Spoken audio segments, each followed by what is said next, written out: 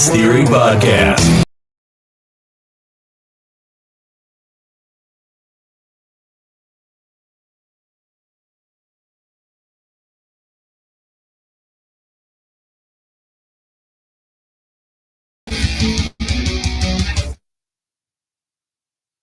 Ladies and gentlemen, welcome to another crazy, exciting, amazing episode of the Chaos Theory Podcast.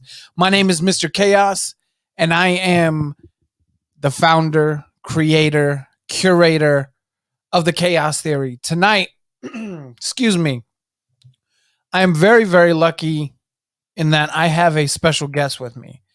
I am very blessed to have made friends with Mel from Mission Pro, who has been fantastic to me the entire time. Mel put me on to Hybrid School of Wrestling. She's also put me on to my guest tonight. So my guest tonight is trained by Seth Rollins. He is trained by Merrick Brave at the Black and Brave. He is a Texas boy, which, I mean, you can't get any closer to heaven than Texas. So we're going to bring him on. The King Cobra, Exotic, Elijah Galindo. Welcome to the stream, my brother. How are you? I'm doing great, bro. Thank you for the amazing introduction. No better way to introduce the king. Absolutely, man. Absolutely. So, like I said, Texas boy, born and bred. Can't get much closer to perfection. Was wrestling, you and I both know wrestling in Texas is as big as football it is down here. It's the hotbed in pro wrestling right now, man. Yeah. So who did you grow up watching in Texas? Were you a Guerrero guy? Were you WCW, WWE? Who did you start out watching? Yeah. So funny story, actually. So originally I was born in Minnesota, but I did grow up all of my life in Texas. That's why I like to say I'm from Uvalde, Texas, because this is where I spent most of my life.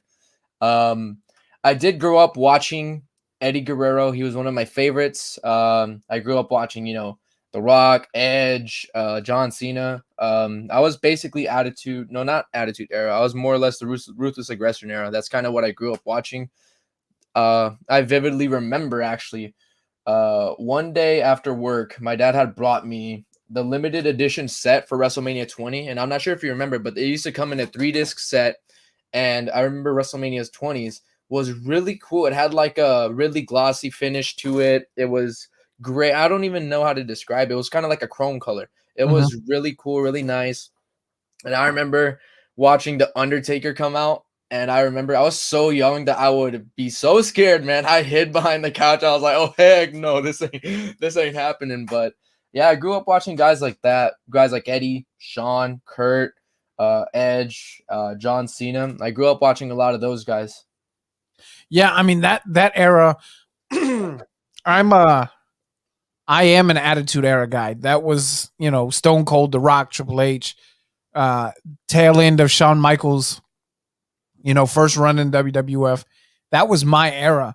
But when I discovered Eddie, and I've said this on this podcast 8 billion times, Eddie was my guy. Like, he was just the one because Eddie wasn't Triple H or The Undertaker. He wasn't this 6'6", 6'8", 6'10" guy. Eddie was like 5'8" and like 240 pounds. And actually, when he was in WCW, he was like 210 pounds. Yeah. But he was an ass kicker. I mean, the Latino World Order, the stuff he did with Chavo, dude, the Halloween Havoc 97 from Ray with him and Ray. I can go on and on about that. So yeah, it's fantastic. So you said your dad, is this something you and he bonded over, was wrestling? Yeah, he was actually the one that introduced me to it. I did watch the Attitude Era, but I don't remember too much of it because I was so young, I do remember, though, I did have a birthday party that was WWF themed, obviously with tablecloths of Undertaker, The Rock, Stone Cold, Kane, and then I did have the WCW bed sheets. I said bread sheets. Oh my gosh. But the bed sheets, I had the little stuffed plushies and everything, man. I grew up on this, and I'm blessed. Wrestling has done amazing things, not only for myself, but it's inspired me. It's made me the man I am today. I like to think in a lot of aspects.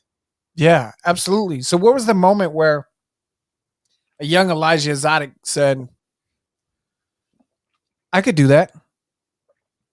I think for me, because I feel like it's like this for a lot of wrestling fans. So a lot of wrestling fans, especially when we start off, obviously whenever we see it, we think it's so cool and we want to do it, right? And so we always, wrestle with our cousins, with our friends. We Yep. just start, wrestling on the trampoline, the living room, whatever the case may be. I think that's where originally, like at first, got in my mind. But during that time in my life, I was actually in, I think, junior high, middle school. We ended up stepping away from a cable provider that had the USA Network, and I forgot what they were on at the time for SmackDown, but I know that Raw was still on USA, and I didn't have the channel, so there was actually a period in time where I had kind of not necessarily fully stepped away from it, but I would still watch the pay-per-views, but I wasn't really staying up to date with everything because I didn't have the channels for it. So it was actually after high school. I believe it was 20. I want to say it was 20. It was either 2017 or 2018.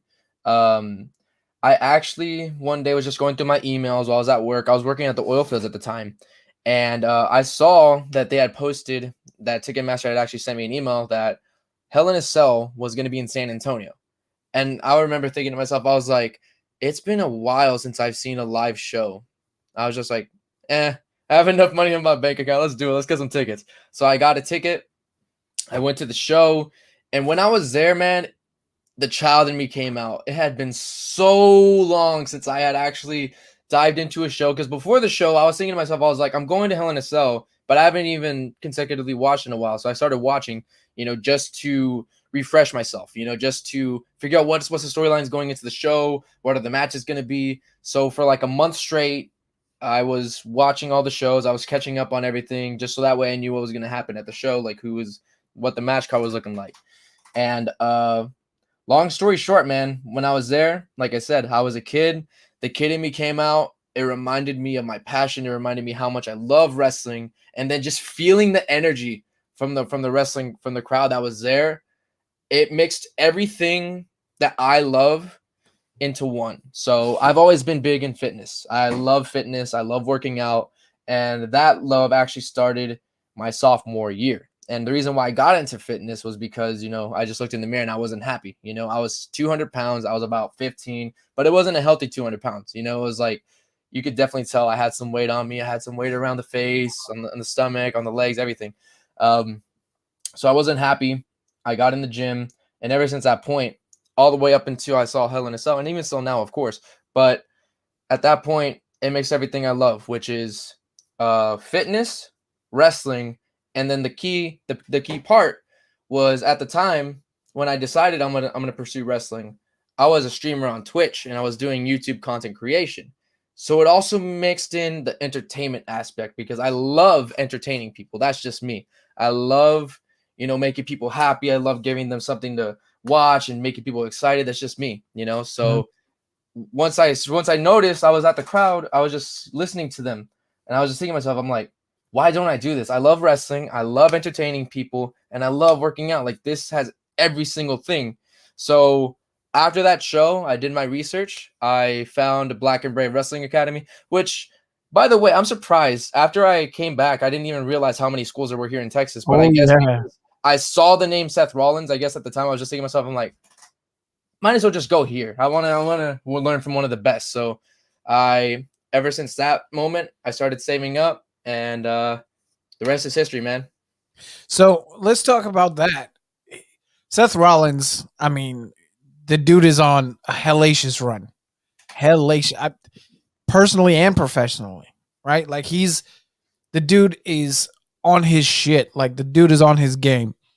Let's talk about that first ass whooping you took as a student at the Black and Brave Academy. Because listen, oh man, I've never jumped into a ring, so I can't pretend that I know. But I've seen enough documentaries and I've started forming enough relationships with wrestlers to assume that first day you just get your ass kicked until you're ready to puke your face off. Yes, sir. So the first day, man, that's actually funny. So the first day, I'm not gonna lie, man. So obviously it was moving day. I just moved there. Obviously from here, from Texas, from Uvalde. I go all the You're way. in Iowa, right? Yeah. So the school's located in Davenport, Iowa, but they didn't have any more bunks. So me and a few others had to get a. We had to get actually an apartment on a 3-month lease, and we were actually in a town that was across the river. It was in Illinois. So it's Iowa, then Illinois. So it was across the river, and it was maybe like 10 minutes away, 15 minutes away. It wasn't too bad. It wasn't too drastic of a drive.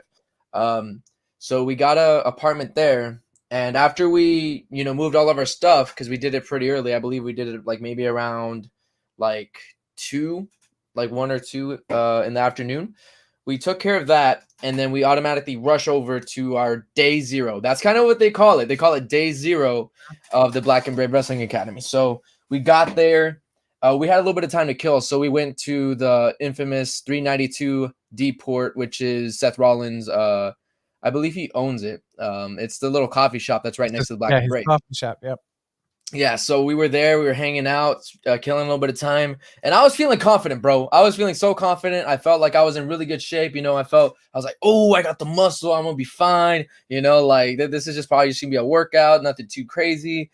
And I went in the bathroom. I took a selfie. Little things like that. I Yeah. was feeling myself. I was ready to go. We go into day 0. Oh my god, I got my ass kicked, bro. I'll tell you this. They don't call him the CrossFit Jesus for nothing. Like, that is a thing. It was basically a 2 or 3 hour workout that was straight CrossFit. It Oh, was insane, bro. It sounds was a lot of miserable. running. I was not conditioned for the running. I was conditioned for the weight stuff. I did all right, but when you're trying to do when your weights are the conditioning, oh my god, that is a whole different ball game, man. We ran about, I want to take a guess of maybe 5 miles that day in total, and then throwing in the little workouts that he came up with. It was insane. After that, it was like on a Thursday too, so we didn't do anything the rest of the week. We were beaten up that bad. Like, we were just sore the rest of the week. We didn't start until Monday. So it was just crazy, man. It was a really crazy one. It was a crazy day. Now, with that day 0 workout, was he there doing the workouts with you? Yeah, so actually he wasn't doing the workout. He was just there, obviously telling us what to do, monitoring us. And I'm not gonna lie, bro. I got called a pussy straight up the first day, man. It was bad, bro. He was calling everyone out. It was definitely an experience, but it was an experience I needed. Mhm. Because I feel like that's something that's very important, especially in wrestling. You do got to be conditioned. You got to be conditioned enough to maintain these long matches. People watch wrestling and they think, oh, it's so easy, like going in the ring for, maybe 2, even 5 minutes. A 5 minutes match can actually wear you out. There's a lot that you need to do. There's a lot of running involved. There's a lot of lifting. It's not for the faint of heart. It really is not. So I'm glad it happened because it showed me kind of what is expected of me, and it just put me in the shape. So I'm blessed with it, though. Yeah, At the end of five the day. people don't realize 5 minutes when you're so I used to do jujitsu and do all that stuff when I was in the army. And 5 minute rounds will fucking murder you. If your cardio, especially we're not talking about long distance running cardio, we're talking about ring shape. That's a whole different because it's super explosive. It's real quick. It's real bang and then you stop and then bang and then you stop, right? Mm-hmm. So the same thing with jujitsu. You're not long distance running, but you need to be twitch. I mean, just fast as a hiccup. And Yeah. people don't realize 5 minutes inside grappling with somebody, whether it's professional wrestling or jujitsu or shoot wrestling or whatever the case is, that's fucking forever, man. And your lungs, by the time 5 minutes is up, it feels like you want to surgically remove your own lungs because they fucking hurt that bad. Yeah, and it's one of those things too, where if you actually try shoot wrestling, I'm not sure. I'm pretty sure if everyone's done it at some point. They just try doing some wrestling, and obviously you're just trying to outpower your opponent. You're just trying to pin him down. Just that on its own, do that for a minute, you're blown up already. You're just Oh feeling yeah. it. You're just like, oh crap. That's why people get stuck in holds. You know, it's tough. You need a lot of conditioning, and it's just crazy, man. I just lose my words just trying to describe it. It's just Yeah. It's that day zero was crazy.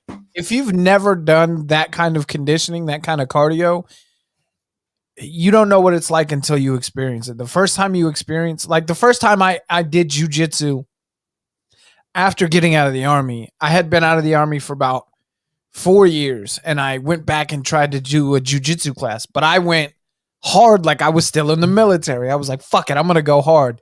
I'm gonna go as hard as I can. The first 5 minutes after I got up off the mat, I went out the door and I puked until I physically had nothing else to throw up. And the teacher came in. He was like, look, you know what you're doing, but you are not physically in shape for that shit. He was like, you got to take it easy, man. So if you've never done that kind of strenuous body exercise, just go take a beginner jujitsu class, or go take a class if you're in San Antonio, Hybrid School of Wrestling or the Dog Pound Dojo. Find a class and get your ass kicked for one day like that, and see, now you can feel what Elijah and I are talking about. It will make your balls shrink real fast. I'm telling you, man, I went in confident as hell, walked out like, oh man, I'm gonna get my ass beat for 3 months, man. It was crazy. I never felt more like a wimp than that day, honestly. But you know what? It's good, because you should be humble when you first start. Yeah. And that's an absolute, that's a way to get your ass humble. Yep, real quick. So let's talk about learning from Merrick Brave and Seth Rollins. Now, obviously, at the time you were training, Seth Rollins was a full-time WWE superstar. Yeah. Traveling God knows all over the world, right? Yep. So I can imagine the day-to-day interaction with Seth was a little bit more limited than it was with Merrick. Yeah. But let's talk about training in that system. What was the biggest thing that they taught you guys that you will forever remember, no matter where you go in wrestling?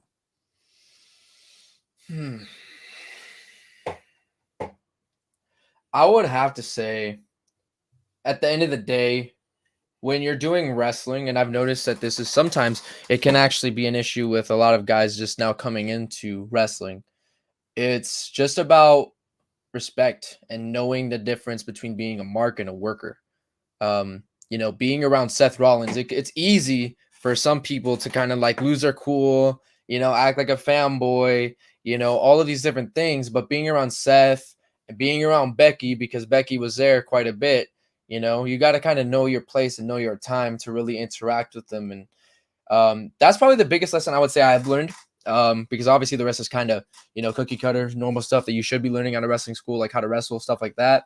But I would say it's just more or less how to keep your composure around, for a lot of people, it's actually even their idols, just how to keep your composure around big name talent, and just learning about the respects of the business. And I would say like that's the biggest lesson I've learned, because being around Becky, because at the time that was her peak, man. She just won the main event of WrestleMania 35, and she was, the hottest commodity out there. And then you had Seth Rollins too, the hottest commodity out there. He just won the Universal Championship. So, just kind of know how to respect the vets in the business. Absolutely. I think it's a huge thing that, I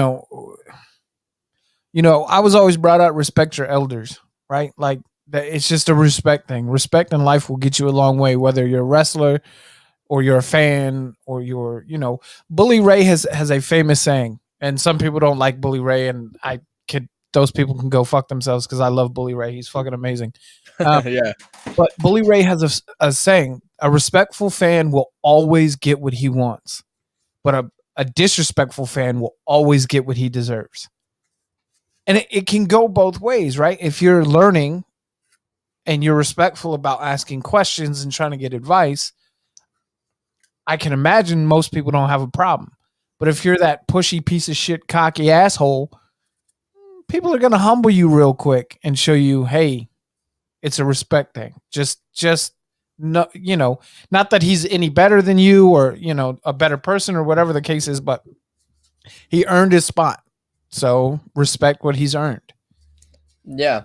And I think the biggest thing that comes out of it is there's that. And then there's also just the fact that, whenever I met Seth, it's just one of those things where it's like when I look back at it, I was very good about it. Because when you're becoming a pro wrestler, are you becoming a pro wrestler or are you going there so that way you could be a fan and just be like the fans? You have to kind of remember what your goal is. So if you want them to take you seriously and to even want to help you, you got to want to learn. You're not there so that way you can try to get an autograph from Becky Lynch or from Seth Rollins, because real quick they're gonna shut you down and just let you know about the business real fast. Yeah. So let's talk about the physicality. Was there a move or a sequence of moves or something that was hard for you to pick up on? I mean, you have to have some kind of natural athletic ability to complete a school like a Seth Rollins school. But was there something that when you first learned it, you're like, fuck, I don't know if I'm ever going to get this? Yeah, I would say it's still a move. I'm not even gonna lie. I kind of struggle with today. It's the back body drop, taking it. So funny story. So we were doing the back body drop, and obviously when you see that, it's kind of intimidating at first because it's like you're basically free falling, and you have to trust yourself enough to just keep your head up while you're coming down, but at the right moment, flip, Yep. right? Complete the flip. And the first few times, I messed it up, right? So obviously, then Matt Mayday, who's our other coach, he was there and he was just telling me, he was like, "Look, man, you just gotta do it. Don't think about it. Just fucking go at him and hit him. Go for it. Like don't think about it. Just go and do it." I was just like, "Yeah, you're right, coach. You're right." So I hyped myself up, and it was actually Steve Manders. I was working with Steve Manders. He was the one that was actually giving me the back body drop. So I hype myself up. I go. I don't think about it. I get the push and everything, but I over rotate. So I over rotated and I actually landed kind of with my leg behind my back. But luckily, there was a pad there. So it was a crash pad there that kind of broke the fall. And honestly, dude, if that crash pad was not there, You'd have been I would fucked have up. broken my leg. I guarantee it. I would have broken my leg. And after that, my leg was messed up the rest of that class at least. So I had to sit out the rest of the day. But I mean, I would say like that's basically the toughest thing I've had to do, just because I guess there's a lot of it has to do with kind of like the timing. I just got to get the timing down with that. But that's kind of been the toughest thing. Everything else I'd like to think I did all right with. Definitely wasn't perfect, and still I'm learning about a lot of new things. But I definitely was able to pick up on most of it after a few tries. Yeah, I mean, it's something like that where you're essentially letting somebody, you're pushing off, and you're letting them launch you into the air. I have deathly fear of heights, so that scares the shit out of me anyways. But when you talk about rotating, every time I see somebody do like a 450 or a shooting star or 630, I'm like, fuck, if that dude over rotates, he's fucking done. Yeah. And that's got to be in somewhere a small pocket in your mind. But at the same time, if you let yourself consume it, if you let yourself be consumed by it, that's when you're going to get fucked up. Yeah. Because you start thinking about, oh, what happens if I do this? What happens if I do that? How have you kind of taken that? I know you said you still struggle a little bit with the back body, but have you taken that advice that your coach gave you and kind of improved on that struggle? Yeah, so that's actually one of the biggest lessons too, aside from what I said earlier about, maintaining your composure, remaining professional in the locker room. That's another thing. That's another huge lesson that I took away from that. Matt Mayday, he was very vocal with us, just as much as Merrick Brave, and Seth. One of the biggest things they would tell us, especially when we started doing the flare bumps off the top rope. So basically, we had to just do a flip bump off the top rope, and a lot of people were afraid of it. One of the biggest things that they taught was, you can't really overthink stuff like that. It's scary. They understand that it's going to be scary at first, but if you overthink something, you're going to hesitate. And if you hesitate, that little hesitation could cost you, You know, Everything. it could cost you everything. You could end your career. You could die. You can die in that ring. Oh And yeah. that's something that a lot of people don't realize, and they think it's like I said earlier. A lot of people think it's easy, but it's not.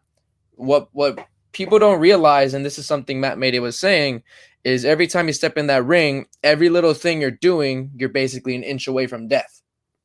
Because it's true, even taking a suplex, even taking just a simple suplex. Yep. If one thing goes wrong, if he doesn't help you land correctly, you can land on your head, land on your neck. There's just a lot of variables there, so you can't overthink anything. And I think what's helped me is just the match itself, man. Being in a match, all the adrenaline going through you, you don't really have time to think, but definitely some things are still scary. So it's just a matter of just going for it, man. That's something that Matt Mayday was telling us, just to go for it. And ever since I've heard that, I've basically just been going for everything that has been thrown my way. And I've surprised myself a few times, actually. So probably the best advice that he's given regarding that specific topic. Yeah, I mean, you bring up how easy it is to do something wrong and somebody loses their life in the ring. Like I can't remember the exact year, but Rey Mysterio was down in Mexico and he was wrestling Perro Aguayo and literally hit him with a 619. And he wasn't positioned right or something. I don't know all the details, but he broke his neck and died in the ring. And the Yeah. 619 is a move that it looks like it hurts, and but it's not like the most devastating thing in the world. Yeah. But dude, I mean, literally, you could, if the mat's not tight enough and you slip on the mat and then you snap your neck hitting the ropes, like literally what you guys do is a fucking death trap. It's fucking insane. But Yeah. it's also something that, being somebody, like I said, who loves jujitsu and who loves combat sports and stuff like that, the adrenaline you guys must get from it, the rush you must get from it, even in a smaller environment like a school setting or the little local indie shows, it's got to make everything, all that fear, go out, and you say, you know what, fuck it, this is my fix, this is what I need every night. With that, how do you prepare before you go out and actually start having matches? What is that transition period like from graduating the Black and Brave to going out and now you're Elijah Exotic? What is that transition period like?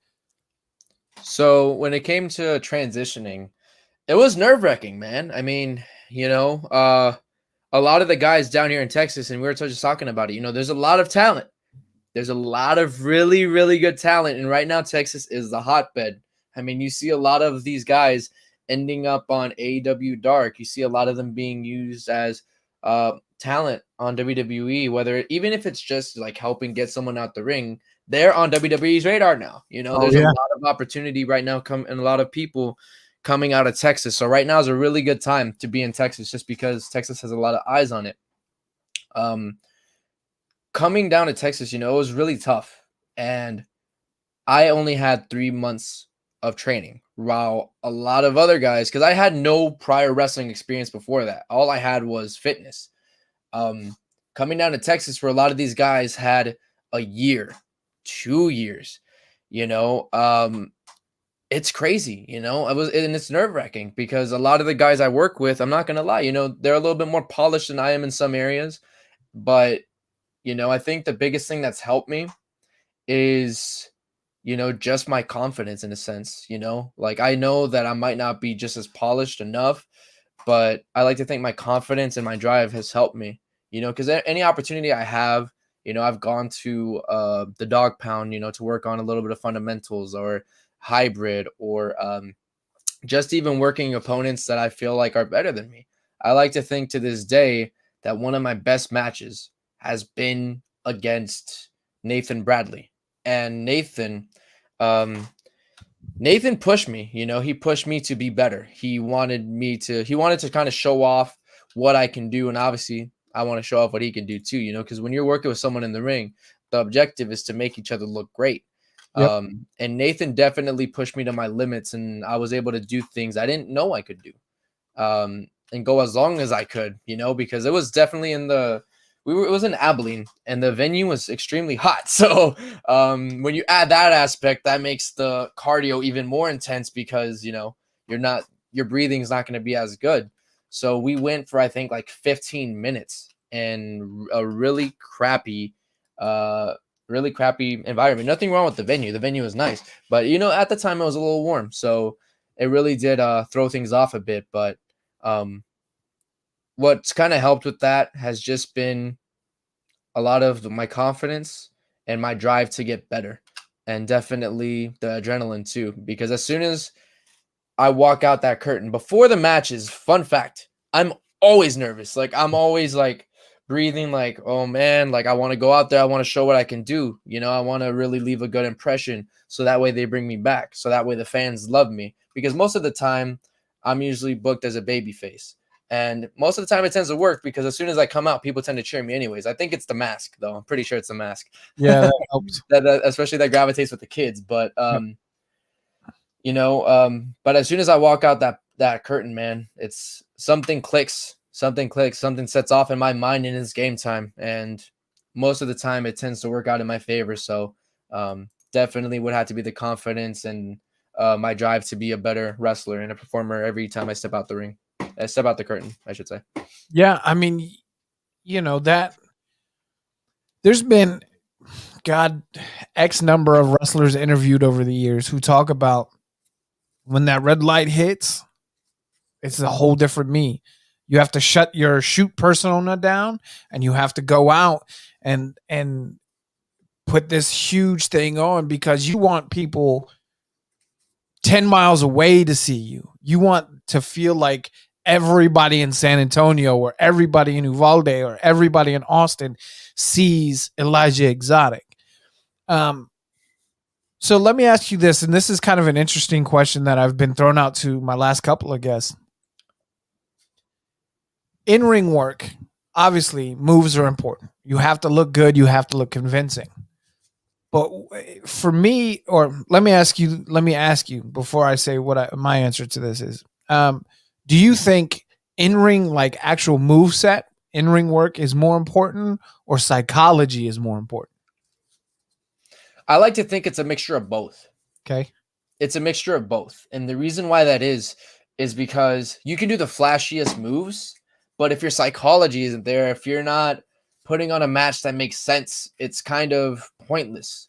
Because at the end of the day, when we think about it as wrestlers, our job is to get the crowd emotionally invested into what they're watching.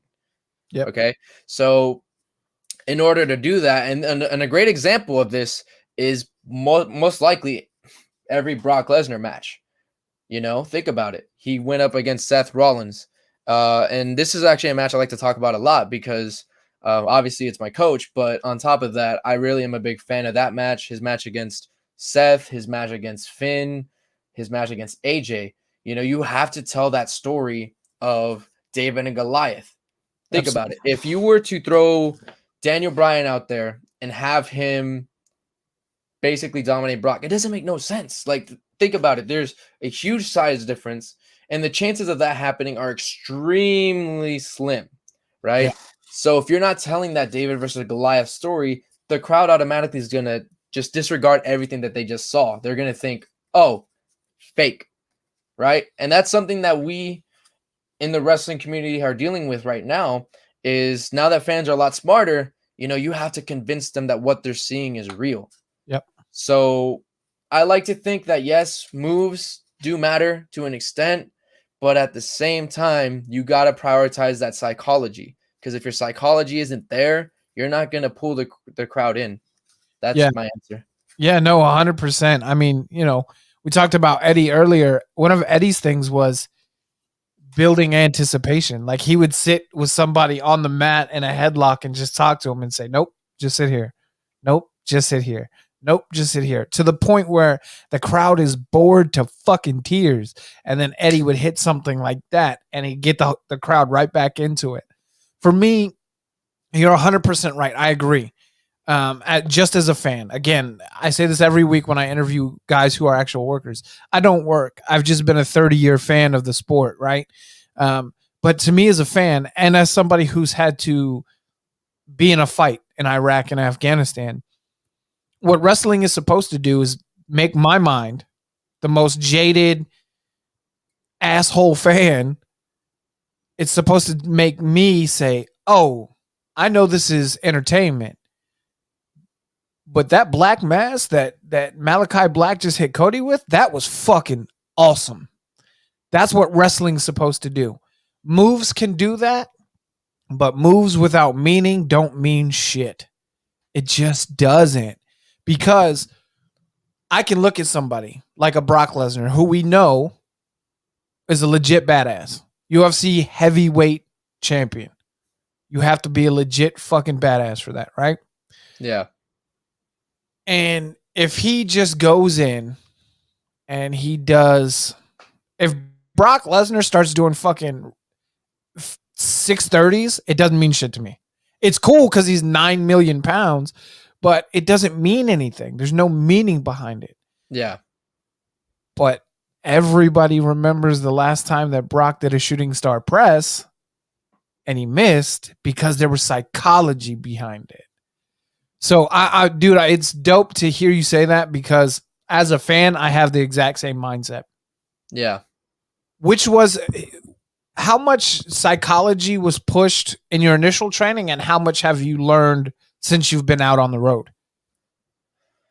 So at the initial training, I didn't learn a lot of psychology. I believe psychology for me was only like maybe 1 or 2 days out of a 3-month course. Wow. Which is a little bit, but what's helped me along the way is just me having Seth as a contact still. So I do reach out to him every time I have a match, and I do get his opinions on it. He usually gives me a rundown of what he liked, what he didn't like, and then kind of just helps kind of guide me in the right direction as far as psychology goes, which I like to feel like that's where a lot of my growth came from.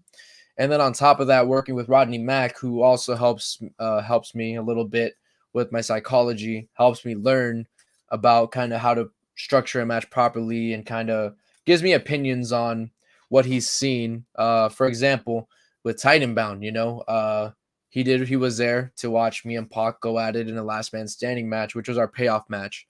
And he did give us some feedback on that. And, I would like to think that a lot of my growth came afterwards by getting, actual critiques from veterans, from people that have been in it longer than me and getting, different opinions, because even with psychology, everyone in a sense is going to have a little bit of a different opinion just because, for example, Rodney Mack, he's been in the business for a very long time. And so is Seth, but Seth is a part of the current talent, and is a little bit younger, so his psychology might be a little bit different in some ways, or he might have a little bit of a different view on it. But for the most part, they usually line up for the most part. So I like getting the opinions from the veterans, and I think that's where a lot of my psychology growth has come from. That's dope. I mean, at first when you said it was only a couple days, it shocked me, but then I thought about it and I was like, psychology might be a little bit more advanced than you really want to get into with a brand new beginner. Like you may want to just focus on making these fuckers safe in the ring first before you start throwing them out to psychology. So I guess that kind of makes more sense. So now that you're back in Texas and you're getting booked and you're think about this for 10 seconds. I want you to switch into the mindset of 15-year-old Elijah, right? Yeah. You are a fucking touring, working wrestler, bro. How wild is that? To 15-year-old Elijah. Honestly, man, it's crazy. Just because of all the opportunities that have come with it, Like, whenever I was 15, honestly, I didn't know what I'd be doing. Like, at the time, I was doing YouTube. I was doing Twitch. I was thinking, I'm going to be a content creator, and just work out on the side. But then one event, all it took was for me to go to Hell in a Cell and to reignite my passion for pro wrestling, because it never left. Like I said, it's just I didn't really have the channels to watch it. So it's kind of like I was kind of forced out of it, but I was still watching the big shows because I would still watch at WrestleMania every year because, of course, I love it. I still want to see the big show. I kind of want to know what's happening, but it's just crazy, man. Being able to travel, meet all the fans, especially take pictures with the kids, take pictures with all of the fans in general, really awesome. And that's something that I'm very humble about. And I like to think that I do a great job of, not being, with my head up my ass, and I Yeah. like to do as much as I can for my community. I've made appearances at birthday parties here in Uvalde. I heck, even Saturday. Saturday's my birthday, and I was even asked to go to a birthday party on Saturday, um, to go, surprise. I believe his name is Jackson, to surprise a young boy that's having like a wrestling themed party. And when those things happen, I've been offered money before, but for me, it's not about the money. Yeah. I don't ask for anything in return. I just want to make someone's day. Because at the end of the day, I wish that I had someone like that in my life. And I know that everything I do, I really could impact someone's life. I could impact their future. Yep. And something that I've always stood behind has been, chasing your dreams. And I firmly believe that. I firmly believe that if there's something you want to do, chase your dreams. Like, dreams don't have to be dreams. And I know that sounds very cliche. That sounds so repetitive, but it is extreme. It's true. This wrestling dream was a dream back when I was like, what, maybe 4 or 5 years old. And now I'm doing it. I learned from one of the best in the world. I learned from Seth Rollins, and there's still a lot more that needs to be done. Don't get me wrong.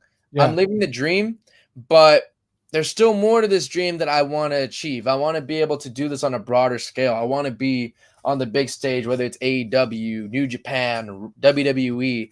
I want to be able to do my part and inspire the next generation, because I feel like there's not enough of that. A lot of the younger generation, I feel, is, I'm not gonna lie, when I see a lot of, I've noticed, at least in my area, there's some kids that grow up like disrespectful or getting into the wrong things, and Mhm. I'd rather influence them and try to push them in a better direction, whether it's being a football player. Because I actually, at my second show or my third show ever, I think it was in San Antonio, um, I remember a kid coming up to me, and he told me that after seeing my match, that I inspired him to be a football player. It's not a wrestler, but a football player. I don't know how, but at the end of the day, that's awesome. I love being able to do that for people. And, I just thrive off of it, man. I want to inspire the next generation of wrestlers or doctors or football players, whatever the case may be. I just want to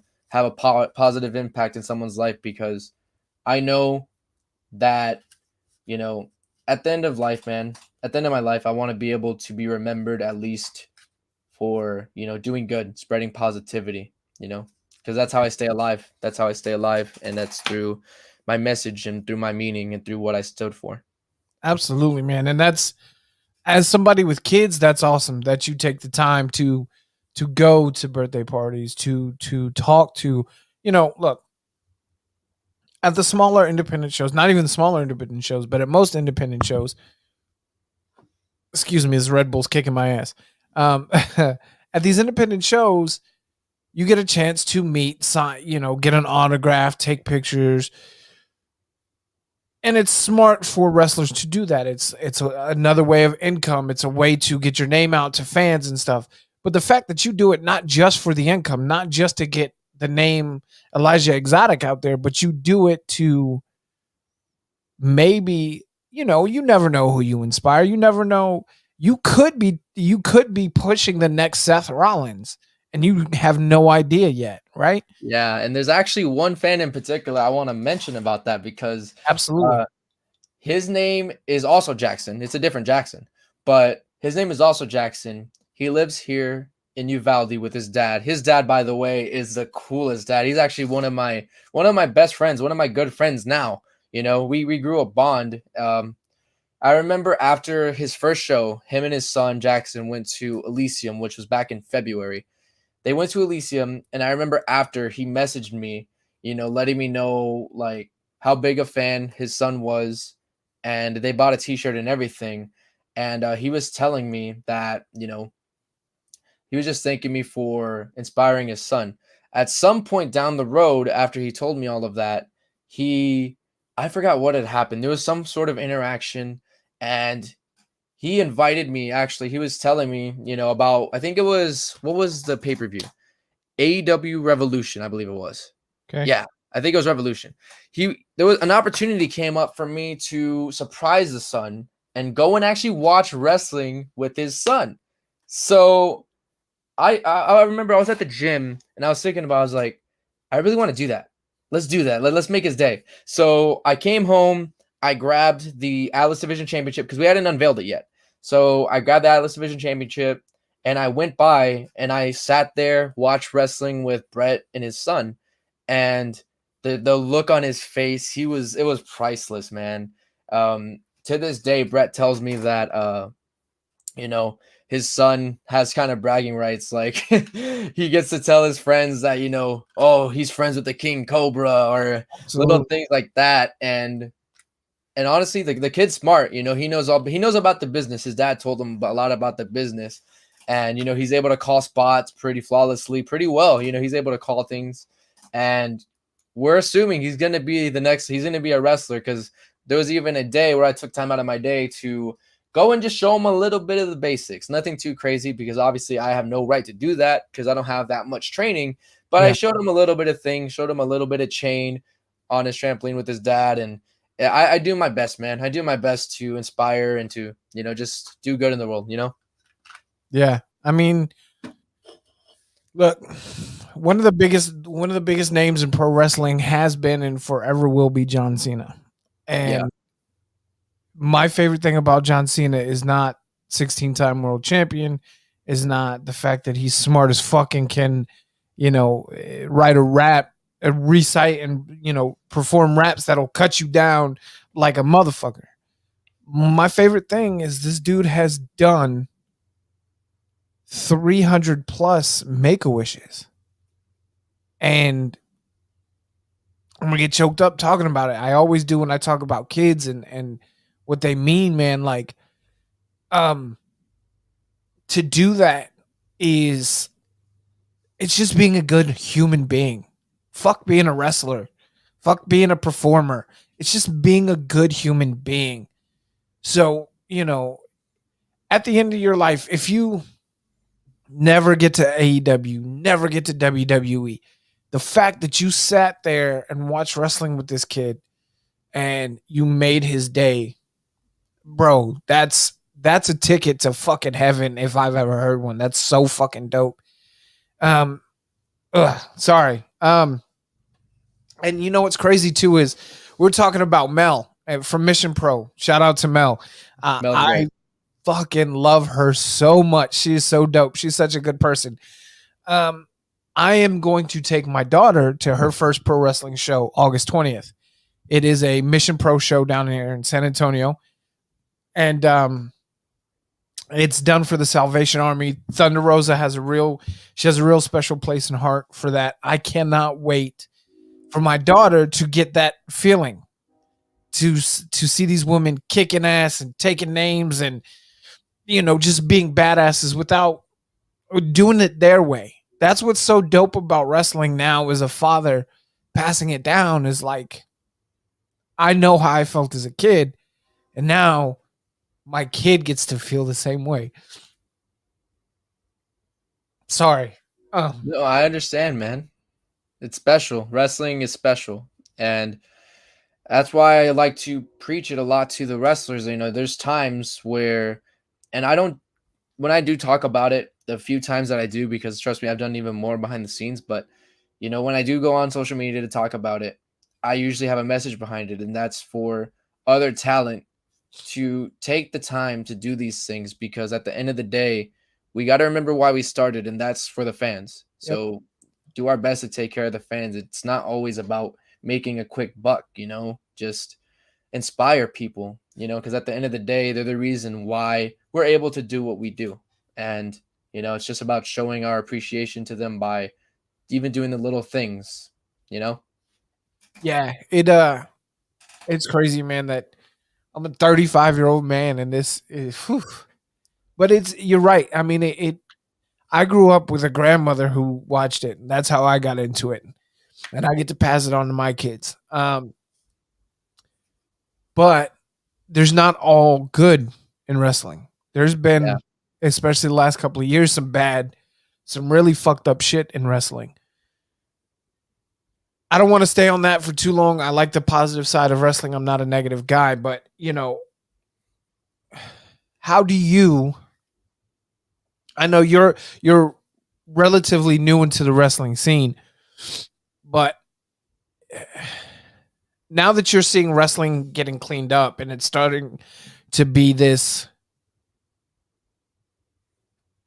family friendly, even in the locker room kind of deal, how does that make you feel as a not even a wrestler, just as a person? Like it's high time that should happen, right? It's high time that Yeah. these people who are scumbags get called out. So how does that hit you as a human being when you sit back and you're like, fuck that guy, I never worked for that promotion, fuck that guy? How does that make you feel? Honestly, it's a blessing, because at the end of the day, it's like I kind of said right now, it's when it comes to working with talent backstage, you have to trust them with your life, but on top of that, it's also very good to build connections and, have professional relationships with everybody, you know, and it's a lot harder to have a professional relationship with someone if they're out here, harassing the women in the locker room, or if they're, just being a straight up scumbag, so it's a lot harder to do those things at that time. So to see that things are starting to get cleared up, and we're starting to get, with the speaking out movement, little things like that, that all of these things are starting to happen, and we're starting to get rid of the cancers in wrestling. It's really refreshing, and I'm very happy that, people are speaking up, because at the end of the day, you know um we want wrestling to be an escape for us. We don't want it to be another hell. We don't want it to be a place of toxicity. And you know it's gonna take some more time, I'm pretty sure, to fully get there, but it's very possible. And to me, it's a breath of fresh air, and I'm very happy and looking forward to the future. Oh yeah, it's I sit back and think about it now. Like I said, I have a daughter, and it's like, dude, right now, women's wrestling is on fucking fire, bro. It But is on fire right now. Mission Pro down here in Texas, which may be the best women's company in the entire country. Shout out to Mm. Thunder Rosa. Shout out to all the women who bust their asses on that. Shout out to Brittany Nicole, who owns and operates Elevate Pro, the first and only female owner slash promoter in the history of the state of Louisiana. She's a fucking badass. She works with Mission Pro as an announcer, and a ringside commentator. So right now it's insane. Before I let you go, we're almost at an hour. Before I let you go, a couple more questions. Yes, sir. One, has going to Japan and Europe, has that been something that has been in your mindset, like this could make me 100% of a better wrestler? Of course, I like to think that for most wrestlers, that should be a goal. And for me, of course, I like to think that that's a goal, not only because of the traveling aspect and getting to see, you know, uh, foreign land, and just to see something different, just to get a change of scenery, but also because I know and understand that wrestling over there is a little bit different, that it's done a different way. And it's just a learning, man. I love to learn, and I would love to learn more about strong style, learn more about, the different styles of wrestling, um so yeah, that's obviously that has been in my mind, and that's something I would love to do in the near future, and I believe that when the time is right, it'll happen. Yeah, absolutely. Absolutely. Are you still a fan who watches wrestling? Yeah, I am. Of course, I like to think that a lot of us, a lot of the talent should be at least fan, like love it. it's a little harder to say fan just because we look at it from a different perspective. Yeah. But I'd be lying to myself if I said I didn't go to shows. Just recently, this past weekend, I did go and I did see Money in the Bank. I did go and watch it. And obviously for me, it's like studying, seeing how just seeing the little storytelling aspect of a lot of these different matches and just watching them and observing and learning. So, yeah, I mean, I would be lying if I said I wasn't a fan to an extent, but at the same time, I'm also a worker. So Yeah. when I go to these shows, I'm really just there to study.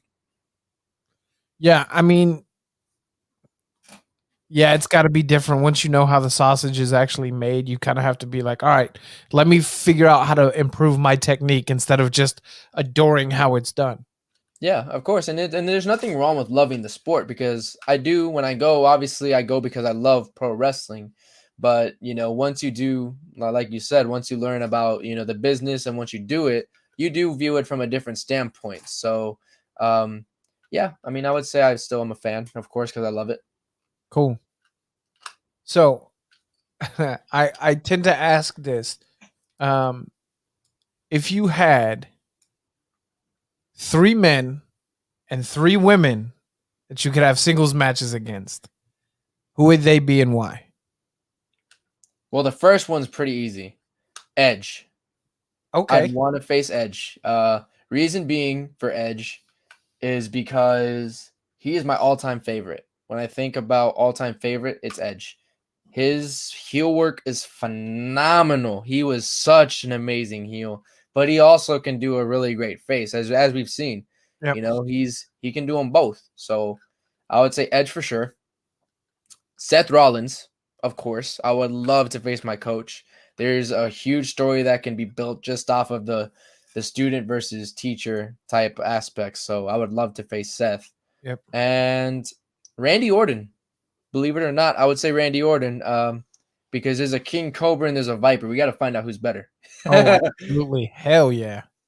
So for the women, I would have to say, first off, I would say probably Trish Stratus. Trish Stratus.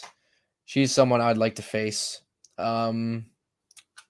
Charlotte, she's a very good technical wrestler. I would enjoy facing Charlotte Flair. And heck, even China. Like that would be interesting because she does have a strength advantage, believe it or not. I mean, Oh, yeah. have you seen her? Like, yeah. Yeah. So that would definitely be an interesting matchup. So I would like to say that those are probably my 3 women's matches that I would enjoy having. Hell yeah. Absolutely. Well, look, man, I appreciate you coming on the show. Tell everybody where they can find you on social media. Tell if you got merch out, tell them where they can find your merch. Let everybody know, and then let everybody know what you got coming up show wise as well. Awesome. Yeah. So for merch, feel free to refer to prowrestlingtees.com/King Cobra to find me on social media. On Instagram, feel free to reach out to me or give me a follow. I have 2 accounts. I have for Instagram, it's at Elijah_Galindo or at Elijah Exotic. And then on Twitter, it is at Elijah Exotic. Fantastic, man. So what shows you got coming up in the near So future? for shows, we do have August 5th in Uvalde. We do have episode number 2 of Ascension. This weekend, I actually will be in Abilene, Texas on July 25th, going up against Muerte Infernal for Big, I believe it's called Records, Ringside Records and Wrestling. There we go. I can't believe I almost messed that up. And then August 21st, I will be in Uvalde for AWP Purgatory. And also, I can't believe I almost forgot this one. August 7th, I will be in Castroville, Texas for Galactic Pro Wrestling. For you guys who are not in Texas, y'all need to come down here. Texas is killing the independent wrestling scene right now. In fact, 2 students from Hybrid School of Pro Wrestling, were just on Monday Night Raw. Yes, sir. You don't know them yet. Trust me. Drew, who was my last guest, he is I'm talking about tearing up the independent scene. Drew, who you will know very, very soon. Why is my name blanking on the other guy who was there with him? David Kidd. Yes.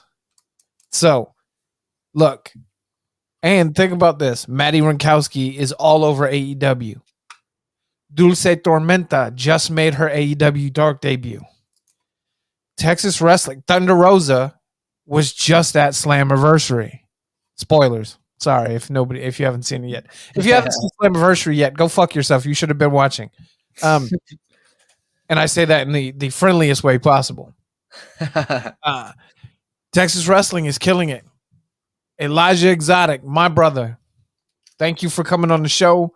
Thank you for telling the stories. Thank you for your insight and giving us how you view the world of pro wrestling. And if nobody else ever tells you that, if nobody else tells you what I'm about to tell you, fuck it, I'll tell you the rest of your life. Thank you for being a decent human being, brother. It means more to me as a fan that a wrestler is a good person than a good wrestler. So thank you for doing that and being somebody that, as a father, I can point my sons to and say, do it like he's doing it. Yes, sir. And no problem. Just trying to do my best, like I said, to just influence and motivate the up and coming generations to come. And actually, I was going to ask you before I head out. Yeah. You're from Texas, correct? So I was born and raised on the East Coast. Did 10 years in the Army and just stayed in Texas because I love it out here. Awesome. Hey, man, I was going to actually tell you, too, whenever you said that you were going to be at the Mission Pro show on the 20th, if you want, feel free to come out to Purgatory. I'll hook you and your daughter up with some tickets. We do have Chrissy Janes going up against Mighty Myra, so that will be a really fun match hell yeah. for you to check out for sure, along with, obviously, the rest of the card. And if you guys want, I can take care of you guys, man. Y'all don't have to pay for tickets or anything. Just come by and have a good time. Yeah, what day is that? That's going to be on the 21st. It's the day right after the Mission Pro show. Okay, and that's in Castroville, you said, right? That one's going to be in Uvalde. So Uvalde is only about an hour and a half out of San Antonio. Okay, that's not horrible. Yeah, I just actually, you know what? I'll DM you either tonight or tomorrow, and we'll get that figured out. But yeah, that would be awesome. Yes, sir. Feel free to let me know. Hey, brother, I appreciate it. Hey, guys, Ryan in the freaking chat as always, brother. I appreciate your support. Everybody who's watching, everybody who listens, everybody who has ever been a part of the Chaos Club, which the King Cobra is now inducted into the circle of the Chaos Club worldwide. You guys, I love you more than you can ever imagine. Remember, chaos is life, and life is chaos. Thanks for listening to this week's episode.